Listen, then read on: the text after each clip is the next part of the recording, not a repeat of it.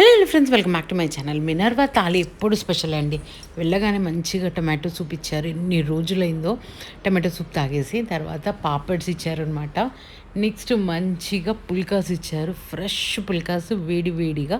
Next కర్రీస్లోకి వచ్చేస్తే పచ్చడి, క్యారెట్ కర్రీ, పన్నీర్ కర్రీ, పుల్కాస్కి పన్నీర్ కర్రీ ఇచ్చారు.